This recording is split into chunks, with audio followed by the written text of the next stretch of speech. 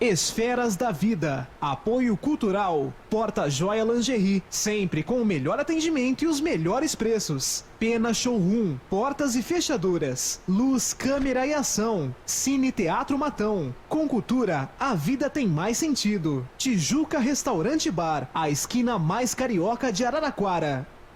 De acordo com a Organização Mundial da Saúde, a cada 40 segundos uma pessoa morre de suicídio no nosso planeta. É a segunda maior causa de morte entre as idades de 15 e 29 anos. Hoje a gente conversa sobre a prevenção do suicídio com o expositor espírita e escritor Rony Maia. A alma que é vibração, vida e essência.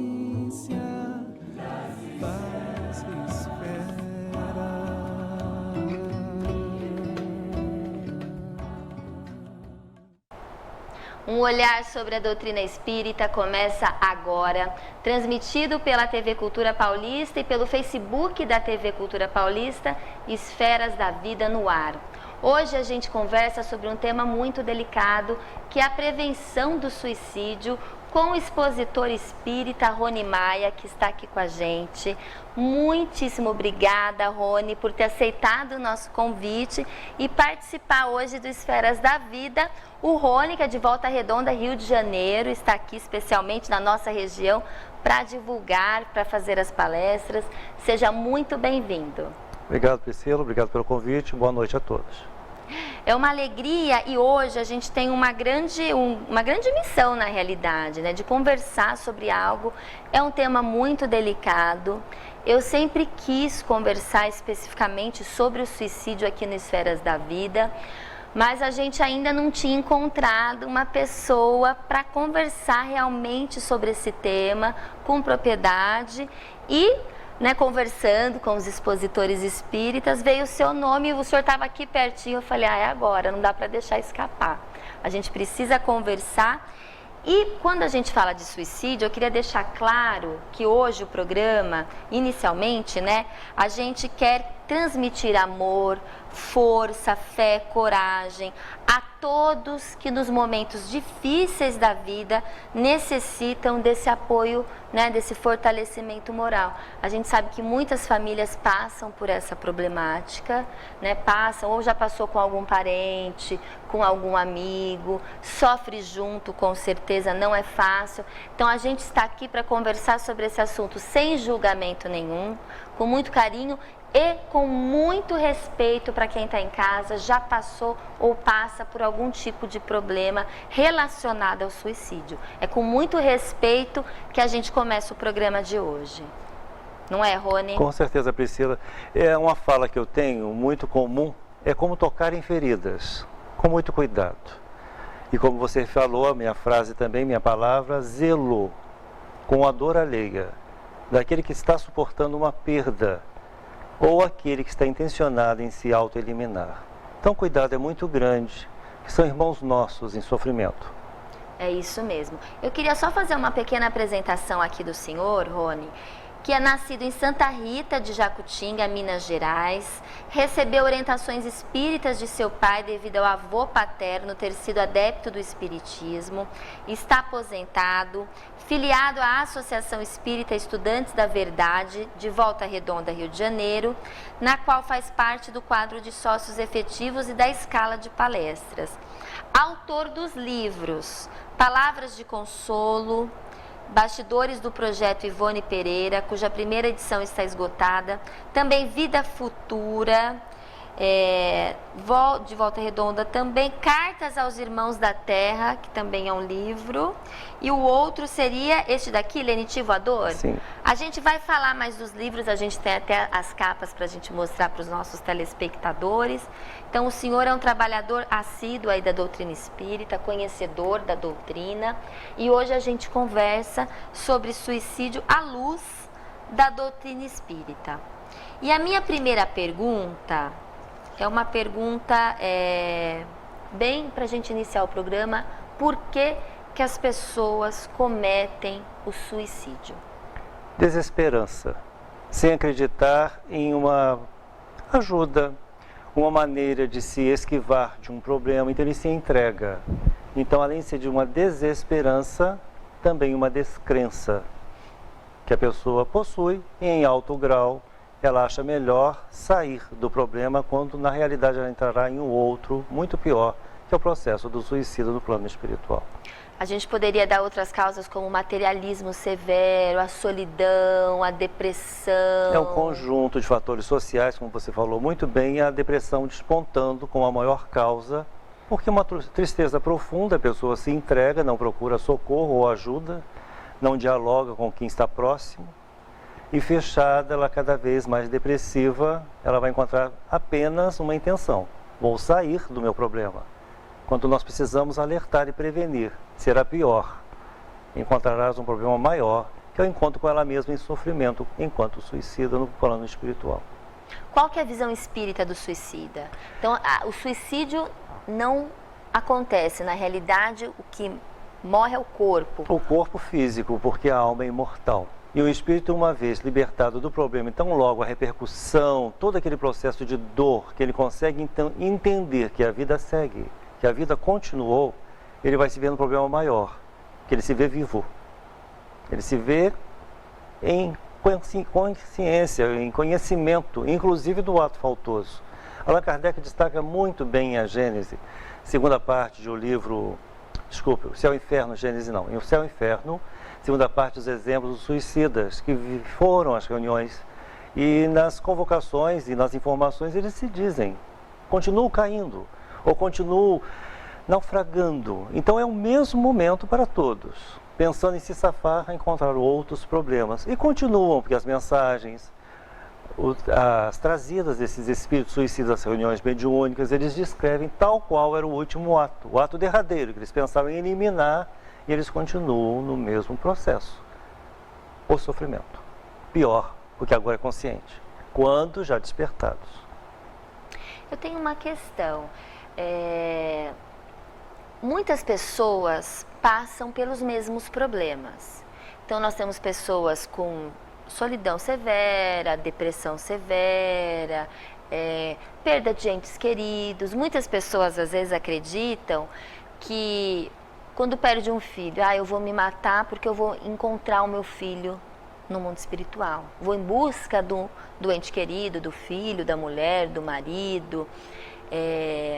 Muitas pessoas, então, passam pelos mesmos problemas, mas nem todas seguem no ato suicida. O que diferencia? A bagagem de cada um, e principalmente, nesse caso, agora, nessa oportunidade, destacar a religiosidade, a fé.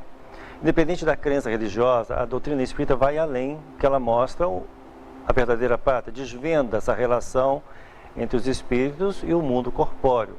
Mas a religião, como você disse, muitos se fortalecem, seja numa sinagoga, seja num templo religioso, ou outro ambiente, ou numa cristã, onde for. Mas a base religiosa é a base que segura muitas pessoas em cometer insanidades. E muitas vezes o materialismo, que é predominante no nosso mundo, também contribui para tudo isso. Então você falou muito bem, muitos suportam.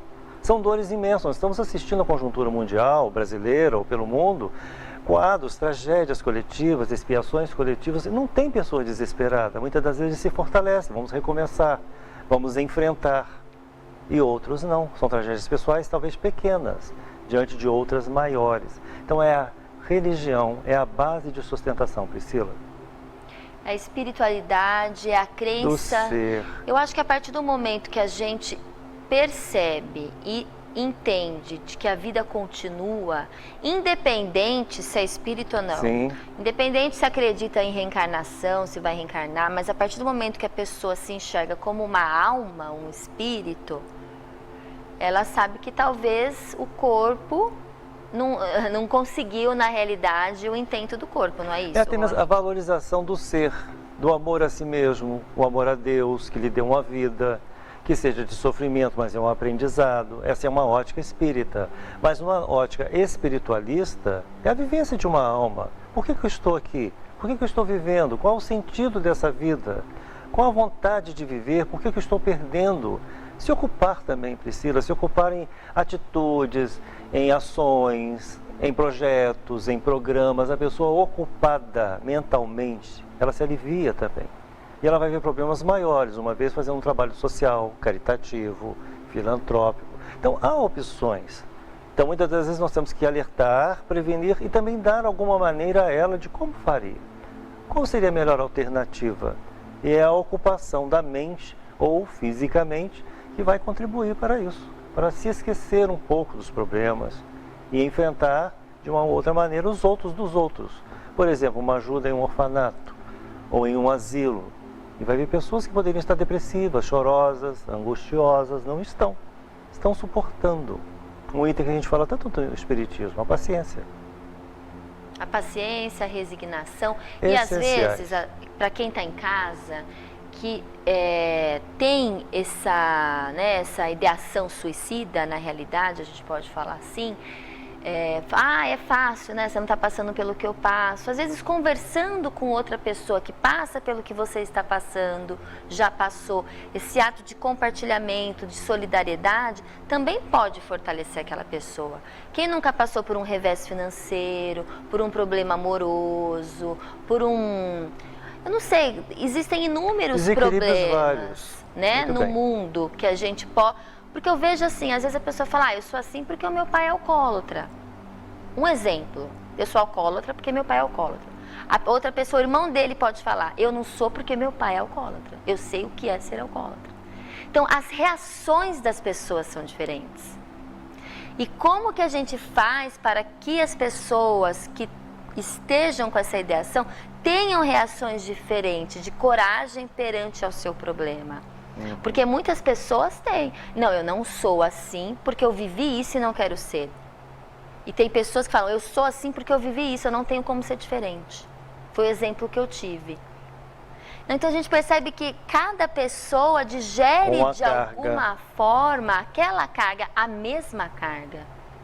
Então como que a gente faz para que as pessoas, os nossos filhos, os nossos amigos reajam aos problemas, porque problemas sempre vão existir, não é? Se fortaleçam moralmente para encarar espiritualmente, enfim, essa problemática que é o mundo de hoje, o mundo transitório. E é a observação e acompanhamento, principalmente você falou a faixa etária dos jovens. Acompanhá-los mais, observá-los mais o que estão fazendo, com quem estão conversando em redes sociais, quais são os amiguinhos, quais são as conversas, qual é o meio desse jovem, por que essa faixa está tão preocupante cada vez mais? Cada vez mais o índice eu tenho acompanhado e observado que não está fácil. E é uma faixa muito cheia de conflitos, de redescobertas, e como você falou muito bem, às vezes a carga de um outro, a intensidade de um problema familiar, e cai nesse jovem como se fosse uma tempestade. E ele não tendo apoio, onde ele vai buscar? Ele não encontra, e aí ele se desespera. Então procurar ajuda, principalmente órgãos que não sejam espírita, ou uma entidade, uma instituição espírita, mas órgãos fundamentados em prevenir, como o CVV, no ramal 188, em território nacional. A CVV tem esse ramal, né, que é... A nível nacional. Nível nacional, 188. 188 é um telefone para as pessoas que podem pedir ajuda. A gente vê no Livro dos Espíritos, por exemplo, na questão 943, de onde vem o desgosto pela vida que se apodera de certos indivíduos? E está lá, falta de fé, ociosidade, que acabamos de comentar sobre a falta de ocupação, e saciedade, sempre procurando mais e mais e não encontra.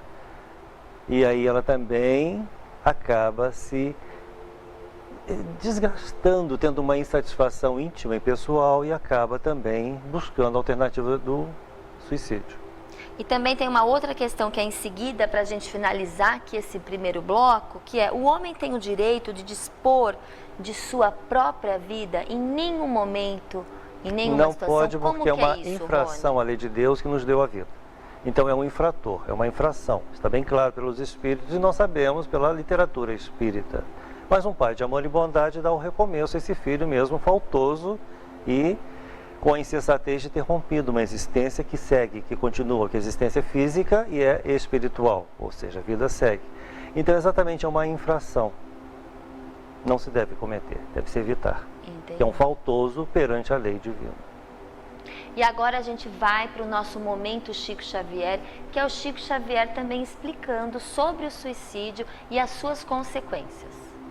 Por exemplo, nós, os espíritas, muitas vezes encontramos determinados casos de suicídio, e às vezes suicídio acompanhados de homicídio, ou às vezes apenas de homicídio, mas vamos encontrar esses problemas do complexo de culpa levado para além desta vida, e depois esse complexo de culpa renascido com aquele que é responsável por ele através de sofrimentos que só podemos entender através da reencarnação.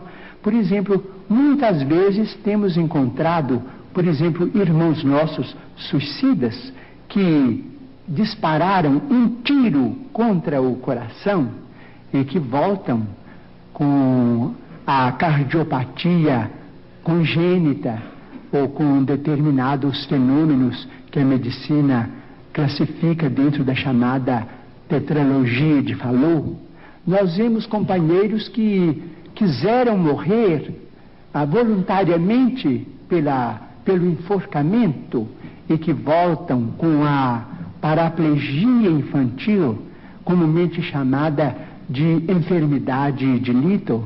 Nós vemos muitos daqueles que preferiram o veneno e que voltam com malformações congênitas, com problemas miopáticos, com o mixedema, aqueles que às vezes violentam o próprio ventre e que voltam também sofrendo as tendências e que às vezes acabam se desencarnando com o chamado infarto mesentérico. Nós vemos, por exemplo, aqueles que preferiram morrer pelo afogamento para se retirarem da vida num ato de rebeldia contra as leis de Deus. Vemos, por exemplo, aqueles que preferiram o afogamento e que voltam com o chamado enfisema pulmonar. Aqueles que dispararam tiros no próprio crânio e que voltam com tantos fenômenos dolorosos, como, por exemplo, a idiotia, a acromegalia, quando o tiro, vamos dizer, quando o projétil alcança a hipófise, porque nós estamos em nosso corpo físico subordinado ao nosso corpo espiritual. Então, principalmente nos fenômenos, os fenômenos decorrentes do suicídio por tiro no crânio são muito dolorosos, porque vemos a surdez, a cegueira, a mudez congênitas, e vemos este sofrimento em crianças incompatíveis com a misericórdia de Deus, porque nós sabemos que Deus não quer a dor. Diz Emmanuel, se Deus quisesse a dor, Ele não teria nos dado anestesia através da medicina. A dor é uma criação nossa. Chegamos ao além com determinado complexo de culpa e pedimos para voltar ao corpo, trazendo as consequências de nossos próprios atos menos felizes.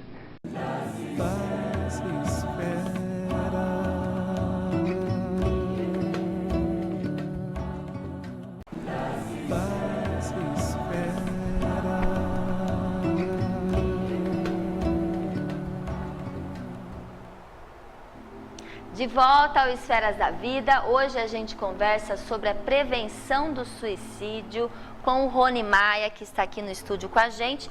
Mas antes, para você que quer sempre se aprofundar, saber um pouquinho mais sobre a doutrina espírita, a gente sempre indica aqui no nosso programa a Revista Internacional de Espiritismo e o jornal O Clarim. Olha lá o tema do jornal O Clarim, que é Juventude e Depressão, que a depressão também é uma das causas, né, da ideação suicida. Então o Clarim, a Revista Internacional do Espiritismo, sempre com temas atuais, relevantes, e a revista ainda está com o título do Kardec, que foi um filme maravilhoso, é uma entrevista muito, muito legal, que a Magali fez para a revista, que veio aqui no programa. O senhor assistiu no cinema, o filme do Kardec? O senhor gostou? Tanto é que a cena do suicida, para mostrar que era a preocupação desde a época de Kardec, que é um assunto recorrente no mundo do suicídio, desde que a Terra é Terra, ou que as civilizações se organizaram, o suicídio está aí. Tanto é que a problemática foi muito bem colocada no filme, o suicida na ponte lá em Paris, Kardec já preocupado, tanto é que nós temos o Livro dos Espíritos, o Evangelho segundo o Espiritismo e o Céu e o Inferno com esse enfoque sobre a prevenção do suicídio. Sim, no filme mostrou bem essa preocupação Muito já de objetivo. Kardec, quando ele descobriu que o mundo dos espíritos, né, ele desvendou, codificou essa E o transição. sofredor que se manifesta depois dizendo, estava tal qual lá na ponte.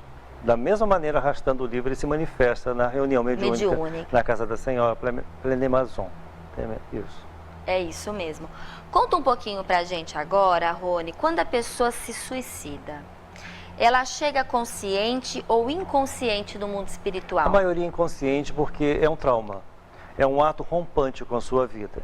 Então, conforme Kardec, no final de 1957, a nota explicativa de Allan Kardec, depende da repercussão e depende de cada um, mas a maioria encontra-se no desapontamento, ou seja, continua vivo, continua com o mesmo sofrimento, continua enforcado, envenenado, cortado, explodido. É um processo doloroso. Então, a dor é maior ao se decepcionar consigo mesmo em ter feito.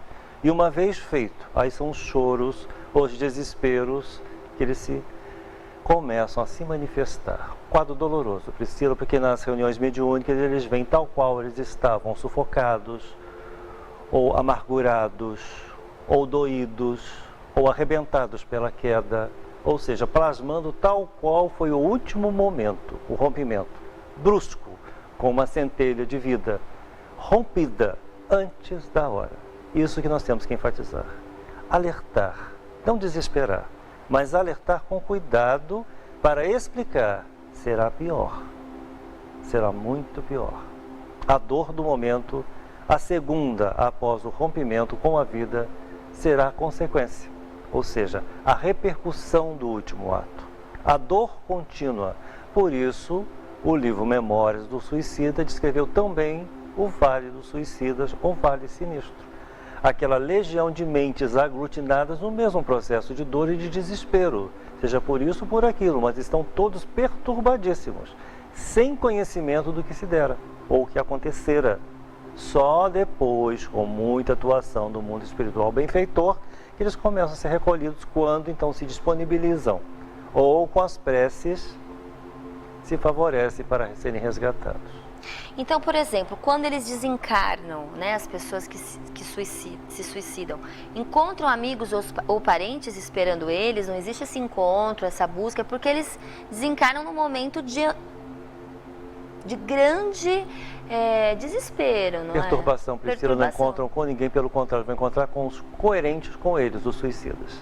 Perdidos, desesperados, e é um perigo maior. Que é uma lei da atração na realidade. Se tornam presas, infelizmente, de falanges infelizes, não vamos colocar de trevas, são infelizes, que justamente vão buscar nesse sofrimento para aumentar. Há, sim, um momento importante, a prece de nós por eles. Essa prece vai chegar em fluidos, em radiação fluídica até a eles, logicamente, para ajudá-los. Mas quando começar, então, um trabalho de refazimento, que demora. Depende de cada caso, de cada quadro. Mas é a prece para ajudá-los, a oração dos parentes, dos amigos ou não, de quem lembrar de um suicida. Mas eles não vão encontrar com entes queridos. Pelo contrário, 956, questão, explica muito bem: aquele que se mata na esperança de reaver a outra parte, e está em um céu e inferno, Senhor B, Senhor D e Palmiro. Ela, amante de Senhor B. Desencarnam, vêm à reunião e não se reconhecem, não se identificam. Os dois evocados e não se identificam um ao lado do outro, dando a comunicação na equipe de Kardec, conforme relatado, que é o suicídio cometido pelos dois. Por que eles não se identificam? Porque não estão no mesmo estágio. Estão no total desespero. Ela por ter abandonado o lar como adúltera, e ele como um amante que esperava encontrá-la, ficariam juntos. Entendi no agora. pacto ferro e terra. E não estão distanciados, estão juntos evocados, mas não se identificam no ambiente onde eles foram levados lá na época de Kardec para a manifestação. É um quadro bem destacado para essa sua questão. Você comentou. Existem espíritos que contam que eles participam do próprio velório, eles veem o corpo. Quando a morte é natural, quando o processo, porque a maioria entra no processo de perturbação. Quando se dá conta, se vê no túmulo, lá no cemitério, preso ao ambiente doméstico, onde se enforcou, onde se mutilou, é lá que ele fica. É o último momento que é gravado, é um instante final que fica. Aquele rompimento, vamos repetir, brusco de uma existência que tinha uma continuidade. Ou seja, antes da hora você arranca um fruto de uma árvore, ela não está madura. É uma vida rompida, antes do momento, para o seu curso normal na Terra. Suicidou aos 40 anos, viveria 80. Então, 40 anos de perturbação, de sofrimento. Experimentando ainda o reflexo. Quando se dá conta, então vê o remorso ou arrependimento. E quando começa a mudar esse processo espiritual desse espírito que se suicidou? Quando ele se coloca em condições, as preces começam a chegar, os benfeitores, a legião dos servos de Maria, que tem um trabalho enorme no mundo espiritual como referência, citado no livro Memórias de um Suicídio, ou outros grupos, caravanas de colônias socorristas que têm este trabalho no plano espiritual em socorrer não só o suicídio, como todos em processos de desencarnação, muitas das vezes abruptas, tragédias coletivas, como assistimos no início deste ano em Brumadinho. Foi dado notícia das equipes espirituais apóstolos. O filme Nosso Lar mostra muito bem isso. Durante a Segunda Guerra Mundial, eles apóstolos socorrendo. Então os benfeitores estão em toda parte, são caravanas extensas, enormes. Para esse caso, ainda mais, que vem equipe de médicos, enfermeiros, de todo aquele aparato específico ou capacitado para ajudá-los, que é um trabalho intenso. Porque mesmo quando acontece o suicídio, o espírito nunca está sozinho, mas às vezes ele não consegue sentir vislumbrar a presença a sua dos benfeitores, é isso? Vamos relembrar Nosso Lar, porque temos o filme, quem quiser recorrer e rever a cena. Por favor. André Luiz foi dado como suicida indireto devido aos seus vícios. Quando ele começa a relembrar a prece que ele fazia com sua mãe, Clarence já estava do lado do benfeitor, o amigo, mentor que o acudiria e o ajudaria a se desvencilhar no plano espiritual. Mas André Luiz estava preso nas trevas, num vale, digamos assim, numa imagem fluídica criada, pantanosa, densa, pesada. Ou seja, a vibração, o que eles externizam de fluidos tão perniciosos, tão comprometedores, poluem. E isso aí é uma intensidade. Imaginemos coletividades, milhares. Por isso temos que alertar, prevenir. Por que está a epidemia? Essa epidemia, cada vez mais quadros, cada vez mais estatísticas, números. Temos que alertar. Precisamos. É urgente. É assunto inadiável no nosso momento. Precisa por causa desse sofrimento. E isso tudo nós temos notícia pela Porque reunião. não é uma solução, não é uma saída. Jamais. Pelo contrário. É um comprometimento o qual ele deverá reparar, ressarcir. Ele não poderia ter causado. Como já dito, é uma infração. E toda forma de reparar é recomeçar, ou ser acudido para se permitir, então, o refazimento. Aí são levados para as enfermarias, para uma reposição, eles estão vendo o sangue escorrendo, eles estão engasgados pelo enforcamento, eles estão com a queimação no estômago, porque isso tudo é plasmado pelo perispírito, que repercute tal qual o corpo anterior. E aquele último momento, ou quadro, o qual ele se acometeu, ele se permitiu, é o que está ali na consciência ou na inteligência, que é o espírito. E isso tudo em maneira densa, no perispírito, e trazendo a famosa palavra repercussão do ato causado. Quando uma pessoa decide sair da vida pelo suicídio, pela porta do suicídio, ela nunca está sozinha? Muitas das vezes tem aqueles que estimulam. Vamos colocar até os inimigos de um passado, os obsessores, não conscientes do agravante, vão responder para um assassino, conforme a questão de O Livro dos Espíritos. Vai ter mais um problema a resgatar no futuro por ter induzido alguém a cometer o ato. Sim, porque eu acredito que quando a pessoa chega nesse ponto... O pensamento, a irradiação do pensamento. É muito difícil ela estar sozinha, não culpabilizando os espíritos obsessores, mas que também se aproveitam deste momento que a pessoa baixou a guarda, se enfraqueceu moralmente, abaixou espiritualmente, abaixou a vibração, aí eles acabam Conectam exatamente com os pensamentos afins. E nessa afinidade eles vão atrair, porque seria mais um para o sofrimento. É o momento que eles se comprazem, é o momento que eles vivem o sofrimento. Atrair e incentivar o ato. Exatamente. E a pessoa desesperada, desequilibrada, inconsciente do ato, porque ela não está entendendo, só é relevado, Priscila, no caso como Kardec pontua, lá em Evangelho segundo o Espiritismo, suicídio e loucura. Só a loucura e a embriaguez. Fora isso, a consciência do ato, porque ela poderia ter se esquivado, ela tem o livre-arbítrio, a escolha individual, mas ela poderia ter pedido ajuda, ela poderia não pensar, mas a maioria não pensa, por isso nós temos esses índices. A maioria se sente oprimida, sofrida. Então nessa hora nós recomendamos uma página, um livro, uma Bíblia, um texto onde a pessoa vai se ater à leitura, e se prendendo à leitura, ela vai começar a trabalhar o pensamento para aquele texto, para aquela letra. Então ela começa então a se guarnecer. E os benfeitores estão a todo lado, que respeitam o livre-arbítrio. E você falou da influenciação, mas temos também os benfeitores, os amigos espirituais, o bondoso anjo guardião que todos possuem. Então a ele recorramos em prece, a Deus, a Jesus, para socorrer. Mas quem não entende? Então quem pode perceber agora nesse momento, como então a maneira? Se apegue a uma leitura edificante, busque ajuda, peça socorro. As redes sociais, fale com um amigo, peça socorro pelo WhatsApp. Fulano, dá para você conversar comigo? Eu não estou bem, o que está vendo comigo? Eu estou com pensamentos diferenciados do meu comum, não estou assim legal. É a hora então de pedir ajuda, peça ajuda. Há sempre tempo de se rever. Com certeza. O senhor falou sobre o exemplo de André Luiz, do espírito André Luiz, que psicografou por meio do Chico Xavier o livro Nosso Lar, explicou que a situação dele era um suicídio indireto. É isso, sim, muito bom. Tem como a gente explicar para quem está em casa qual que é a diferença do suicídio direto e indireto? Existe Correto. essa diferença? O direto é aquele ato já programado. Eu vou me jogar de uma altura, eu vou me enforcar, eu vou me queimar, eu vou atirar em mim. Rompeu. Diretamente, com um recurso. Indireto, como André Luiz, pelos vícios, as drogas principalmente, a drogadição, enveredando num caminho que não tem volta, que vai lesar o corpo orgânico e vai diminuir até mesmo uma existência em curso para mais tempo. Porque um órgão funcionando mal, logicamente aparecerão as doenças, como o álcool, o fumo e, já dito, a drogadição. São indiretos, porque ele vai incorrer em uma deteriorização de um corpo, o qual estava programado para viver de uma forma sadia, e ele está antecipando como o vício de André Luiz. Então, na realidade, André Luiz não necessariamente buscava a morte. Por isso ele não entendia por que ele estava sendo chamado de suicida, como está escrito e o filme demonstrou tão bem.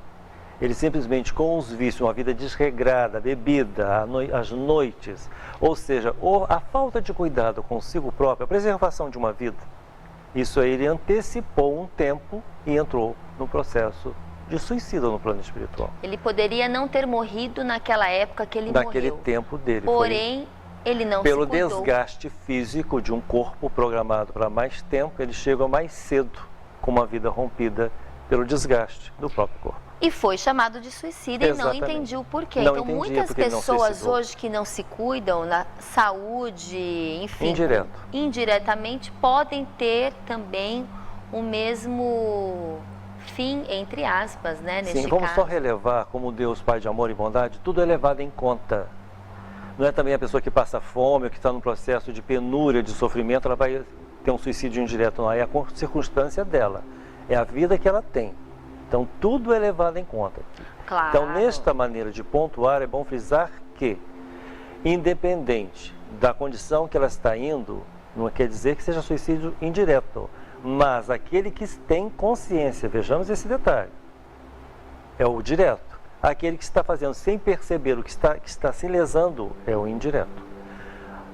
Esportes radicais, alta velocidade, ou seja, a aventura desmedida, descabida, jovens mais uma vez, suicídio indireto, porque ele está incorrendo em risco, poderá causar um acidente, inclusive a terceiros. Se coloca em perigo. Muito bem. Não é? Não percebe que poderá encurtar a sua vida, mas muitas das vezes nós assistimos a embriaguez. Quantos acidentes em vias públicas que a pessoa estava embriagada, alcoolizada, ou fazendo um pega, ou outra situação a qual veio a óbito ou a desencarnar.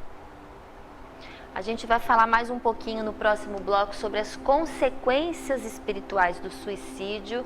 A gente já volta com mais Esferas da Vida.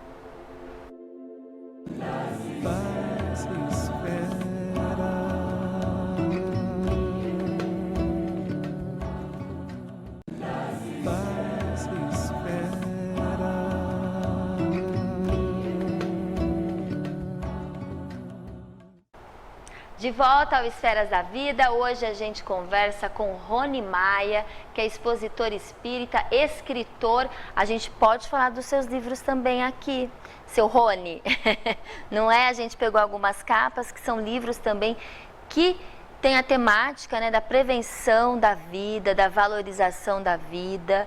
A gente podia passar agora também, né? Podemos. Nós temos o Vida Futura, que é prevenção do suicídio. Vida Futura está praticamente esgotado hoje na versão digital e-book. Vida Futura, todo ele é trabalhado com uma prevenção ao suicídio. O inédito, Cartas aos Irmãos da Terra. Que é esse Vida Futura aqui. Exatamente. Ele hoje é versão digital e-book. Está disponível nas redes ou nas lojas, exatamente. Ótimo. E o próximo que a gente tem também, que o senhor estava falando? Cartas aos Irmãos da Terra, é com autoria com Roberto Fonseca, amigo médium da cidade de Itatiaia, no Rio de Janeiro. E Roberto me convidou em 2015 para juntos trazermos Cartas aos Irmãos da Terra, que é um alento a exatamente uma prevenção. A segunda parte com as cartas psicografadas pelo prezado Roberto Fonseca. A segunda parte, a primeira doutrinária, e nós juntos formamos então Cartas aos Irmãos da Terra. E foi um livro que teve mais mãos. Tem Rafael Papa, de Juiz de Fora, que faz a apresentação. Ele já veio aqui, o Rafael. Querido prezado Rafael. Alda Maria, de Belo Horizonte, tem a psicografia de Ivone Pereira e Charles, com o prefácio. E Norma Sueli Lima de Oliveira, amiga médium, de Volta Redonda. Querida amiga, que faz o fechamento da obra. Eu me emociono, que eu gosto muito de Norma. E Norma é uma grande parceira nesse trabalho. Trabalhamos juntos durante 2 anos e meio, junto às mocidades espíritas, trabalhando com a prevenção vindo jovens. Então, Norma Sueli é uma querida amiga nesse projeto, o qual eu nunca estive só. Tanto um grande abraço e todo o carinho para a Norma, que trabalha com essa... Muito querida. Norma, trabalhamos muito tempo. E ao meu lado, como médium da Associação Espírita Estudantes da Verdade, atuante no movimento espírita, como Alda Maria de Belo Horizonte, como Roberto Fonseca, como Rafael Papa, como Orson Peter Carraro, ou seja, a turma toda. E o senhor tem um lenitivo à dor também, que o senhor lenitivo falou. O aspecto é da dor, mas também tem o enfoque suicida. Tem a informação sobre suicídio. Então, todos esses livros são livros de apoio. Com certeza, fundamentados em Kardec, do início ao fim, que é a nossa base. Temos de simplesmente nos fidelizar sempre a Kardec. E a orientação maior para que as pessoas entendam, então, o porquê, entender o sofrimento e dele se esquivar de maiores problemas, ou seja, consolar, é a nossa proposta. Claro. E a gente conversou no bloco passado que a gente falaria sobre as consequências espirituais do suicídio. O que acontece após o suicídio, esse ato que o espírito, né, comete, depois que ele passa, que o senhor já falou, pelo Vale dos Suicidas, ele passa por um momento de perturbação, até ele conseguir ser ajudado por uma equipe espiritual, no mundo espiritual. Quais são os próximos passos desse espírito quando ele cai em si e percebe que realmente cometeu um erro? Nossa prezada amiga espiritual Ivone do Amaral Pereira descreve muito bem em suas obras que ela visitava cemitérios e encontrava lá os espíritos presos aos túmulos. Então a primeira consequência é a decepção.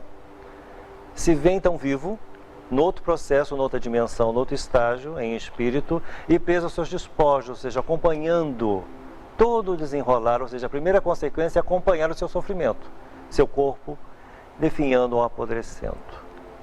Outra consequência, perceber-se longe dos entes queridos, o luto da família, o desespero de pais que ficam, de parentes ou familiares próximos. Por isso, hoje entrou um novo trabalho da área psicológica, que é a pós-venção do suicídio. O acompanhamento com os familiares, muito importante destacar nessa noite, porque vem um trabalho de profissionais apropriados da área comportamental para acompanhar esses familiares que ficam desolados, tal qual está o espírito suicida, que é a primeira consequência essa, se ver em sofrimento que continuou e maior, porque aí tem o pesar, exatamente a situação que ele está vendo. Continuo sofrendo. E mais, porque agora eu não posso reaver. Já fiz. Já me enganei. Que eu sairia dessa e entraria numa outra porta. Pelo contrário, ele caiu num processo de dor profunda. Então a consequência é essa, Priscila. É exatamente um sofrimento profundo. Então temos que justamente orientar para que não incorram nesse sofrimento que eles estão descrevendo. Como temos nos livros, principalmente o Céu e o Inferno, já destacado, Memórias de um Suicida, a descrição dos suicidas, Camilo Castelo Branco, que suicidou em Portugal em 1890 com um tiro e acompanhou todo o processo da enfermaria no Hospital Maria de Nazaré, todo aquele tratamento do sangue que escorria, do tiro lesado. Ou seja, a identificação com o corpo que ficou, mas repercutindo no perispírito. Então a consequência é essa, é sofrimento. Sofrimento, mas depois que ele passa do sofrimento, que ele é ajudado, Aí sim. ele tem novas oportunidades. Chico Xavier fala que encontrou muitos amigos reencarnados que ele percebia que eram ex-suicidas, com algum tipo de problema, dependendo se tirou a sua vida com veneno, nasce com algum problema na próxima vida. Uma Como rouquidão, que é isso? exatamente. Memórias do Suicídio é um clássico que vai esclarecer muito bem. Por exemplo, Mário Sobral enforcou a esposa, que adulterava contra ele, e pede para voltar sem as mãos. O próprio Camilo Castelo Branco, pela cegueira que ele se matou em Lisboa, um escritor famoso, não admitia a cegueira, que era um resgate de uma vida passada, o qual ele cegou uma outra pessoa e recebeu a cegueira como Camilo Castelo Branco, reencarnaria 60 anos, 40 anos normal, 20 anos cego e voltaria como médium, porque no Hospital Maria de Nazaré ele começou a se reeducar. E se reeducando, então ele viu a problemática. Então, muitas das vezes, como o Chico comentou, volta então com alguma atrofia, alguma lesão programada, que é uma reparação. Algo que perdeu, se cortou, se mutilou, problema gástrico com envenenamento, ou problema auricular. Tem um relato de textos da pessoa que pediu para programar por alguns meses, embrionário, para começar a reparar ou refazer a região do perispírito do ouvido lesado. Só 3 meses de reencarnação para abastecer o perispírito totalmente lesado pelo tiro. Nós vemos o que é misericórdia. Retorna novamente como espírito para continuar o processo de refazimento, uma vez mais revigorado, aí sim reencarna mais adiante dentro da programação, não tanto com uma lesão tão profunda, que uma parte já foi reparada naquele pequeno processo reencarnatório de 3 meses. Isso é importante porque quando a gente lesa o nosso corpo físico, é importante deixar claro para quem está nos assistindo, nós já até estudamos aqui no Esferas da Vida que nós temos um corpo espiritual que é chamado de perispírito. E esse perispírito fica lesado. Totalmente demarcado. Principalmente, de acordo com o corpo. É um molde. E com a lesão profunda, a demarcação é o que vai repercutir, é como que ele vai se apresentar, se manifestar. Se houve uma ruptura drástica, como um estouro, logicamente ele tem uma dor regional ou localizada nessa região, a qual, lógico, será tratado pelos benfeitores amigos, pelos médicos espirituais. E isso tudo com um processo chamado refazimento.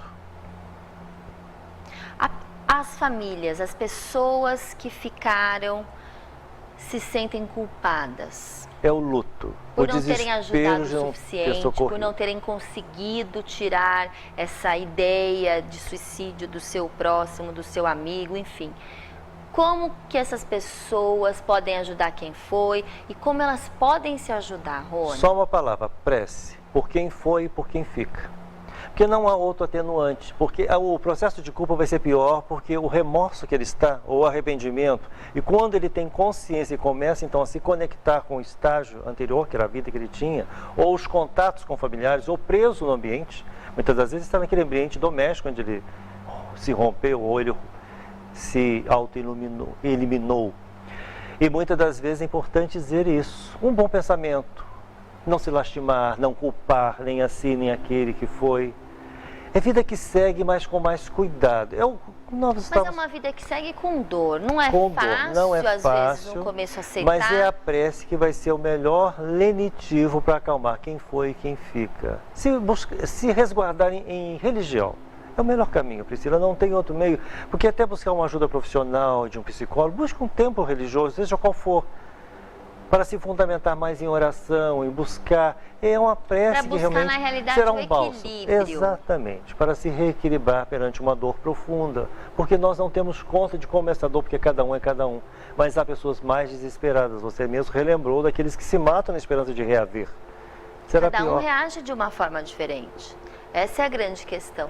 Por isso a importância de E conhecer essa o mundo culpa espiritual que para tem que ser entender. trabalhada. Muito bem. Não é? Não se culpar pelo que foi, tentar se estabilizar apesar Dos de pesares. todo o problema, que é gravíssimo, é intenso, é tamanho, mas se equilibrar. Então voltamos à religião, à prece e leitura edificante, leitura e convivência, procurar ajuda. Por isso que os centros espíritas têm recebido irmãos nossos no chamado atendimento fraterno, que é um acompanhamento. É alguém para te ouvir, como no CVV, Centro de Valorização da Vida, que vai desabafar. As pessoas muitas das vezes querem ser ouvidas, desabafar. Então esse é o momento então de procurar amigos, pessoas confiáveis, o qual ela pode então desabafar, pedir uma interação com ela num momento de tanta dificuldade. Imaginamos que deve ser imenso. O senhor trabalha com jovens. Muito. O que os jovens relatam? Quais são as necessidades hoje dos nossos A jovens? maioria deles é o processo de integração na fase adulta. Então eu estive com um grupo no sábado retrasado, sábado passado, ou até mesmo com um grupo de pais, e a maioria dos jovens é a incerteza, é o momento opressor do momento, é a instabilidade econômica e o anseio para crescer e ser alguém ainda em formação, com tantos sonhos, mas como ter sonhos em tantas dificuldades à minha volta. Então a incerteza do jovem, que é comum, fica maior diante de outras influências de outros pensando da mesma maneira. Então, conversando com jovens nas mocidades espíritas, foram 2 anos e meio. E o que eu encontrei mais assim era a saudade, universitários longe de casa, alojados em outro ambiente, outra cidade, ou ingressando no mercado de trabalho que cobra, que exige, ele não tem ainda essa maturidade.